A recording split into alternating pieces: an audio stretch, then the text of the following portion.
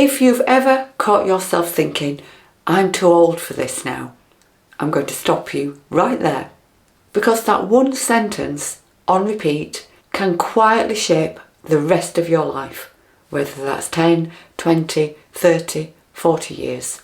Hello, I'm Julie and welcome to Still Sassy.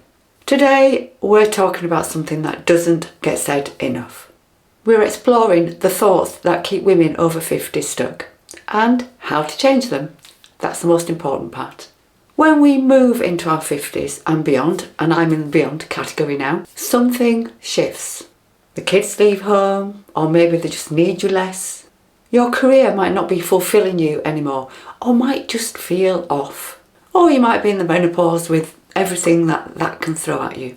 And we start asking ourselves the question, what do I actually want?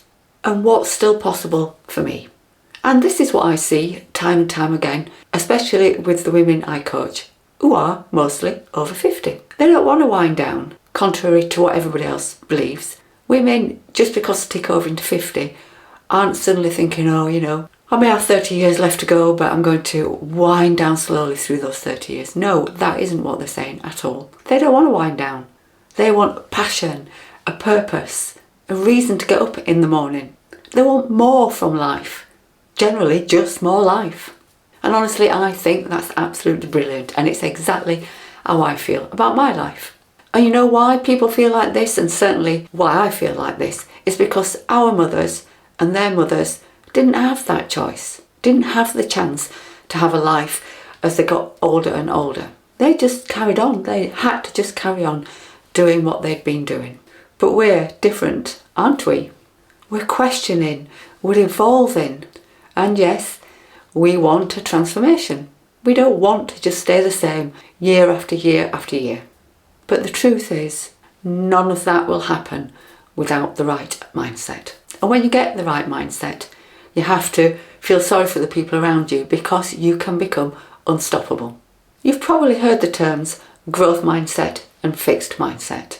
But just to be certain, I want to make it really simple for you here so we all know what we're talking about. A fixed mindset says, this is my life now. This is it. Nothing's going to change. I'm just on the road to whenever it ends. A growth mindset, however, says, what is possible? What can I do with the precious years I've got ahead of me? So let me ask you, honestly, are you settled or are you stuck? Because those two things can look very similar. Now here's where it gets very interesting. The biggest thing holding women back, and that could include you, isn't their situation. Although I have to acknowledge that some people's situations aren't great. And if you're one of those people, then I hope that you're going to find some help to get you away from that situation, to grow away from that situation.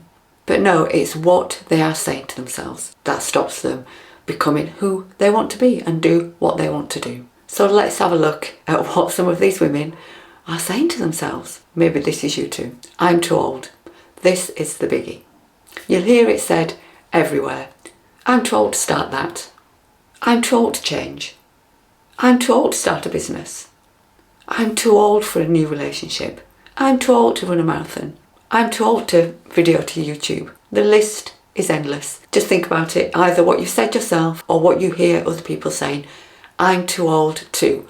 You could fill in anything there really, because people with that sort of mindset just think they're too old for anything. But who says this stuff? Who is it that has us believing this message? Because it's just not true.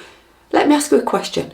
If I could guarantee you were going to live to 100, would you really want to spend all those years from wherever you are now just chugging along, doing the same things day in, day out? If I do the same thing day in, day out for 3 days, I'm bored. Can you imagine doing that for the next 20, 30, 40 years? Or do you want more energy, more purpose to be doing things, to fulfilling yourself? And yes, of course, as we get older, things can happen. We can become ill, we can lack energy, we can lack focus, lots of things. Or would you want purpose, energy, excitement? Because time is finite. We're not going to live forever and ever and ever. And I think that's one of the mistakes we make. We don't acknowledge that often enough. And if you're lucky enough to have got to this age, 50, 60, 70 plus, then amazing. But it's not the end. You may have plenty of years ahead of you yet, and what are you going to do with them? And waiting and putting things off doesn't create more time. Every day that goes by is another day gone. All that waiting does is give you less time to do things that are important to you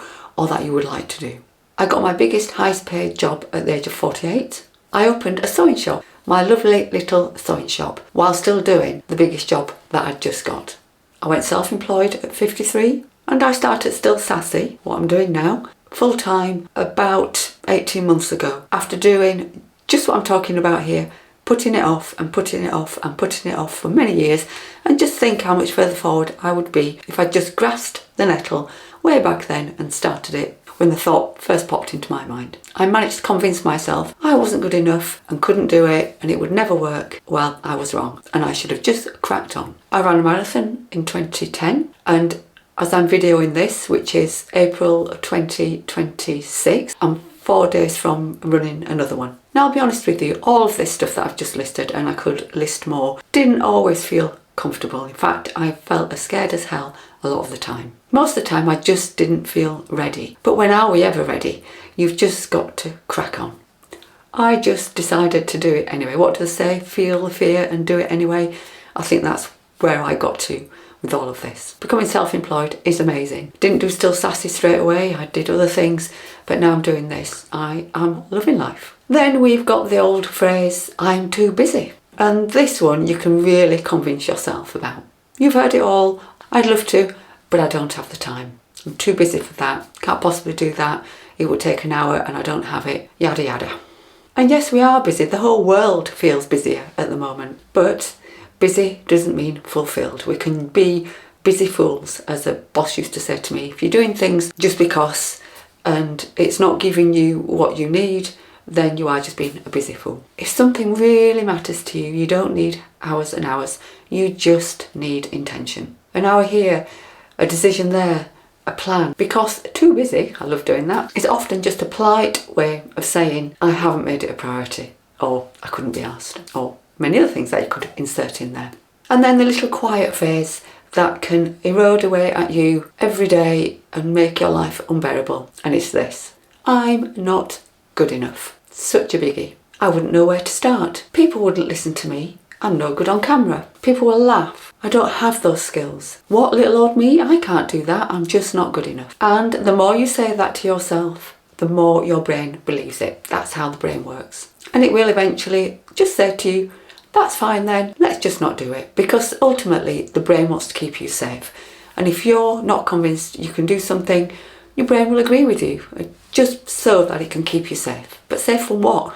You know, you want to do a video like this, well, there's nothing unsafe about doing a video. If you make a mess of it, you just edit that bit out. Think about this: if a friend came to you all hopeful and excited about something she was about to do, you wouldn't shut her down. You wouldn't say, well, I don't think you're good enough for that, or you shouldn't do that, or any other things you could say to her.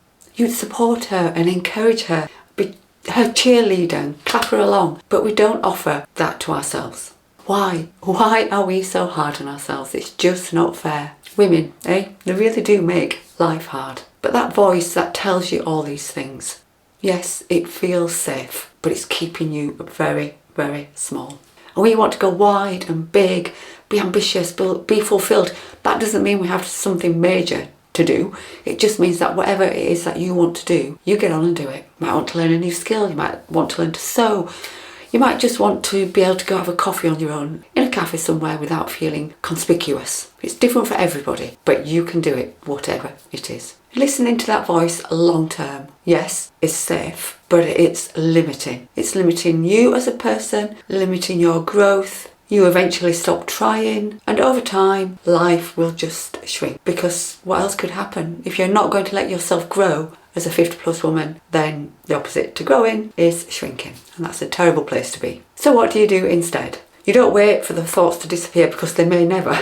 You know, having those thoughts disappear is quite hard. You can get help with it. A coach like myself could help you through it. But generally, if you're just left to your own devices, they're not going to go away. Your brain will always want to keep you safe. You've got to do something different to make that not so.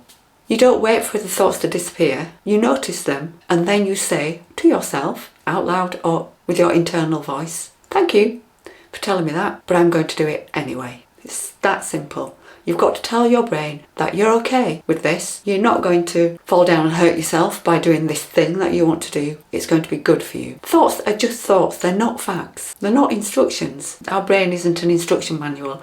It's there to do a job. And change, it happens one step at a time. So let me ask you, what do you actually want from the rest of your life? Wherever you are right now. You could be like me in your early 60s, you could be 70, 80, you might be 40 or 30 watching this. You've still got a finite amount of time before it all ends for you. None of us know how long that's going to be.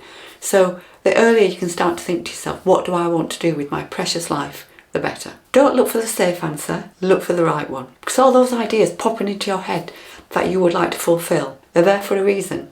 And you're absolutely not too old, too busy, or not good enough to go after those thoughts. They're your goals. They should be what's driving you on. So if this has hit home for you, I would love to know, what's one thought that you catch yourself thinking or saying that's holding you back? And what are you going to do about it? Let me know in the comments below. I'd love to hear from you. And if you've enjoyed this video and learnt something that you can use, then I would love it if you could subscribe and hit the like button. I'd be very grateful. Until next time, have a good day.